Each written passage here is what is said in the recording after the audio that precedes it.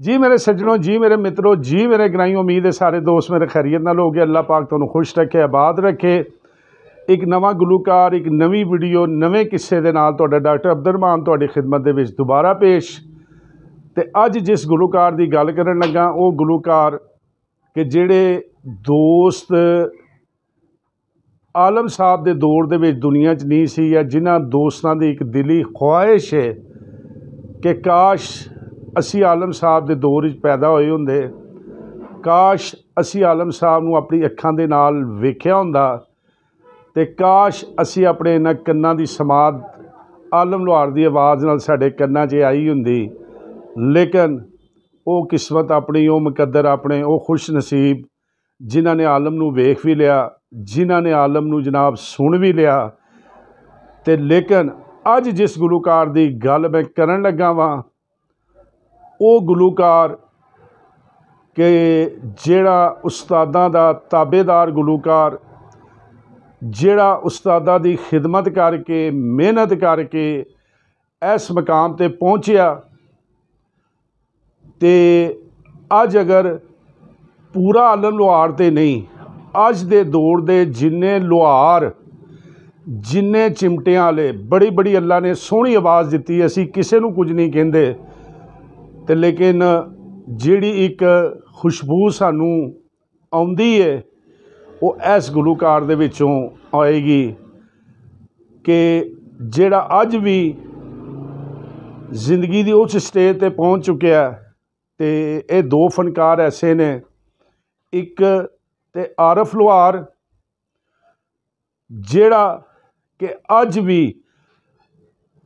अपने बाप नूं याद करके हर थिएटर, हर इंटरव्यू दे विच आप दीदा हो जाता है। अपना उन्हें नाम जरूर बनाया, लेकिन वो अपने आप नूं फखर महसूस करता है कि मैनू लोग आलम लोहार दा शागिर्द कहंदे ने। अल्लाह उन्होंने मजीद तरक्कियां देवे, इज्जत देवे, और अल्लाह ने दित्तियां भी ने।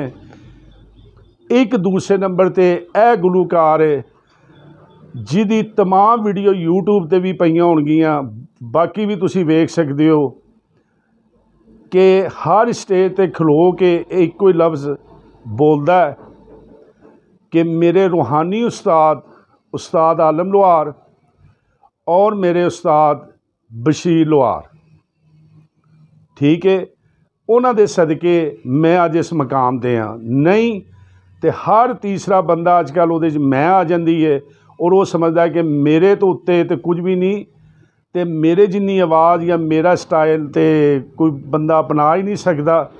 लेकिन इस गुलूकार अगर एक आजजी वेखी है तो वो इंतहा दर्जे की। अज तुहानूं इहदी पूरी तफसील अज की वीडियो च असीं देंगे। लेकिन एक और रिक्वेस्ट कि तुसीं अगर मेरे चैनल ते नवे आए हो तो बराए मेहरबानी सब तो पहले मेरे चैनल नूं सबसक्राइब करो, नाल दिते गए बैल आइकॉन दे बटन नूं दबाओ, और जिहड़ी अज दी वीडियो दे विच किसी नूं कोई शक शुबा होवे तो थंबनेल ते मेरा नंबर लिखिया जे, उस नंबर ते मेरे नाल कॉल कर सकते हो और तस्दीक कर सकते हो कि एक गल भी उहदे विच अगर गलत साबित होएगी तो वह डॉक्टर अब्दुर्रहमान पूरा जिम्मेदार होएगा।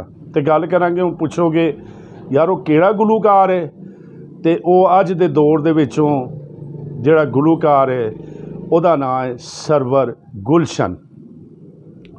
जी जनाब, सरवर गुलशन का नाम तो तुसी अच्छे खासे वाकफ होवोगे, यूट्यूब ते भी अजकल वो छाया है, और फंक्शनां दे विच भी माशाअल्लाह बड़ी लोग उहदी इज्जत करते हैं, बड़े बड़े फंक्शनां ते जा रहा है, और अज दे दौर दा वाहिद थिएटर ओनर जिहदा कि अपना जाती थिएटर लैके पंजाब दी सकाफत नूं अगर चला रहा है वो है गुलशन सरवर है।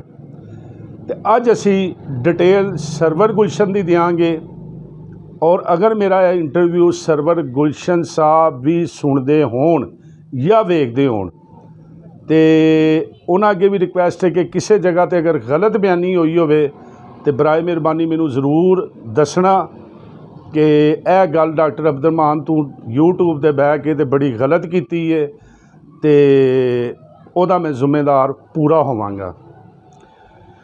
ਸਰਵਰ ਗੁਲਸ਼ਨ ਸਾਹਿਬ ਕੱਛੀ ਵਾਲੇ ਦੇ ਲਾਗੇ ਇੱਕ ਚੱਕ ਕੇ ਉੱਥੋਂ ਦੇ ਰਹਿਣ ਵਾਲੇ ਨੇ। ਬਚਪਨ ਦਾ ਜਨਾਬ ਇਹ 7 ਭੈਣਾਂ ਦਾ ਇਕੱਲਾ ਭਰਾ ਸੀ। ਵਾਲਦ ਇਹਦੇ ਨਾਲ ਬੜਾ ਪਿਆਰ ਕਰਦਾ ਸੀ।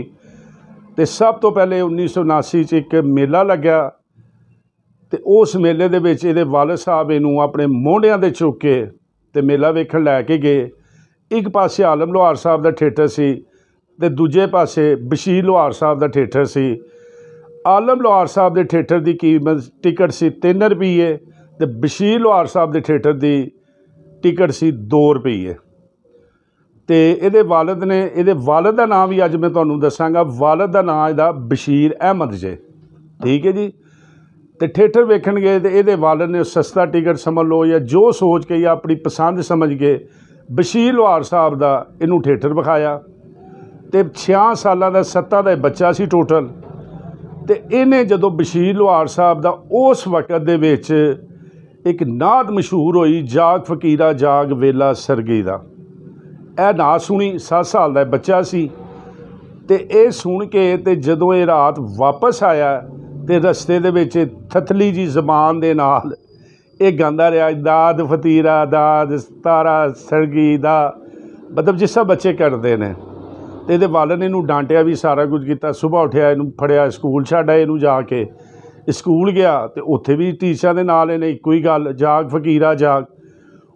ਉਹਨਾਂ ਦੌਰਾਨ ਪਤਾ ਸਾਦਾ ਦੌਰ ਹੁੰਦੇ ਸੀ। ਟੀਚਰਾਂ ਨੇ ਵੀ ਕਿਹਾ, ਉਹ ਭਾਈ ਤੂੰ ਰਾਤੀ ਕਿਤੇ ਮੇਲਾ ਤਾਂ ਨਹੀਂ ਵੇਖ ਕੇ ਆਇਆ? ਇਹਨੇ ਕਿਹਾ ਜੀ ਮਾਸਟਰ ਜੀ ਮੈਂ ਮੇਲਾ ਵੇਖ ਕੇ ਆਇਆ। ਉਹਨੇ ਕਿਹਾ ਜੇ ਤੂੰ ਮੇਲਾ ਵੇਖ ਕੇ ਆਇਆ ਅਤੇ ਤੂੰ ਜੇ ਇੱਥੇ ਇਕੱਲਾ ਗਾਣ ਡਿਆ, ਮੇਰੀ ਕੁਰਸੀ 'ਤੇ ਖਲੋ ਨਾ ਅਤੇ ਡੰਡਾ ਫੜ ਕੇ ਖਲੋਗੇ ਅਤੇ ਇਹ ਗਾ ਹੁਣ ਇੱਥੇ ਨਾਤ ਪੜ੍ਹ, ਹੁਣ ਤੂੰ ਸੁਬਾਹ ਦਾ ਟਾਈਮ ਹੈ।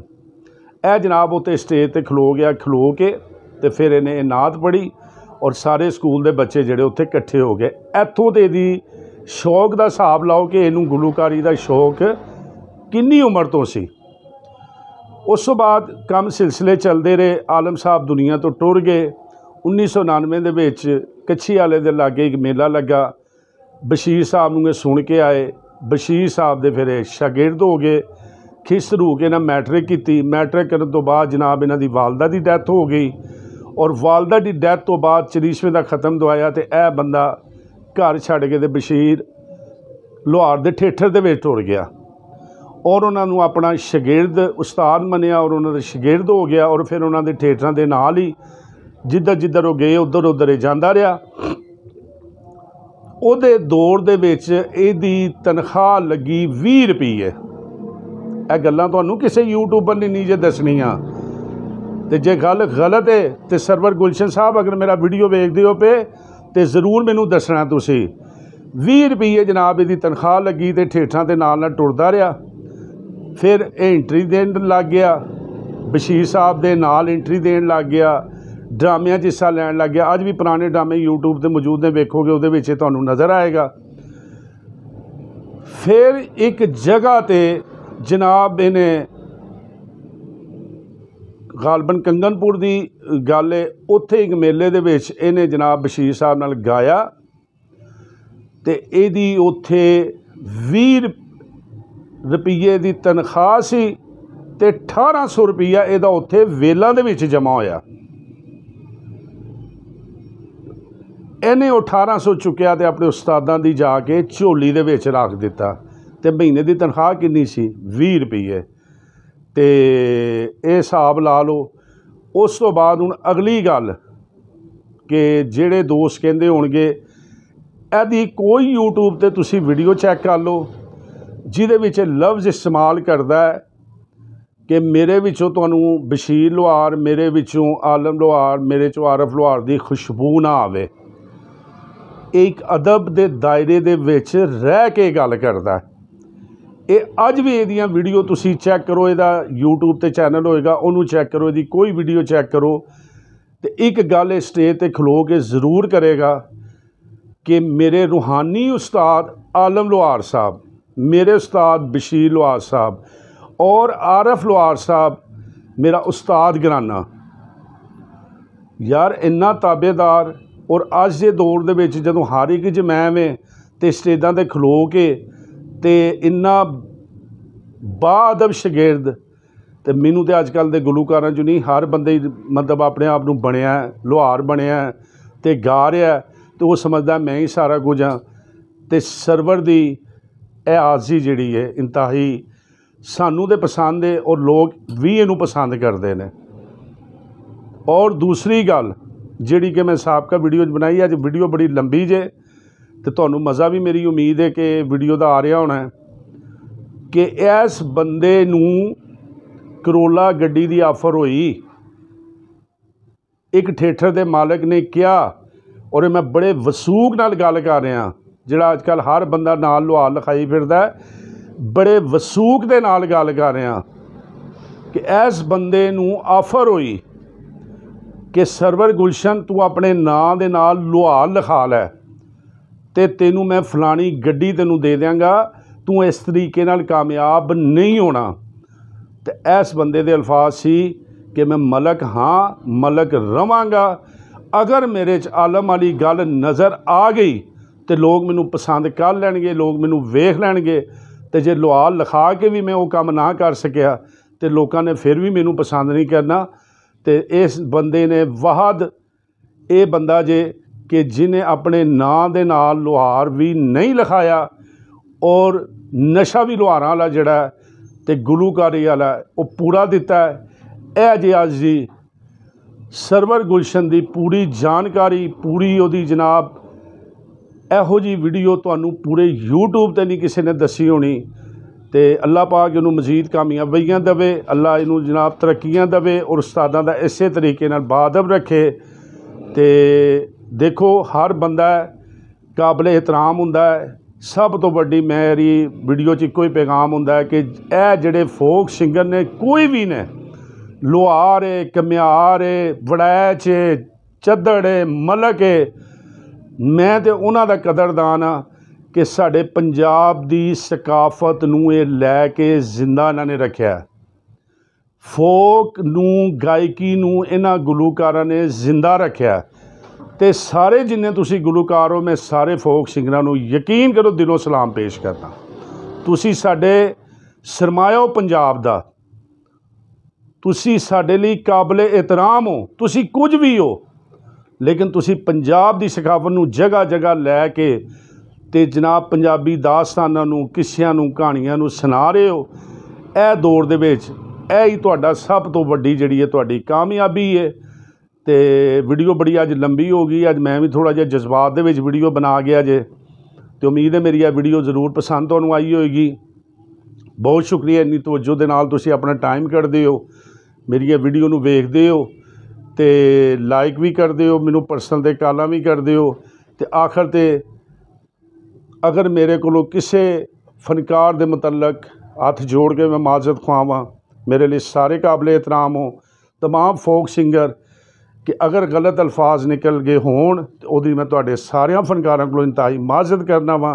अल्लाह पाक तुहानूं सुनन वालियां नूं भी इस तरह देवे, अल्लाह पाक मेरे ने फनकारां नूं, मेरे पंजाब दी धरती दे शेरां नूं भी इस तरह देवे और अल्लाह पाक तुहानूं सारियां नूं कामयाबियां देवे। तो मिलने एक नवें किस्से, नवें गुलूकार ते नवीं वीडियो दे नाल। अस्सलामु अलैकुम।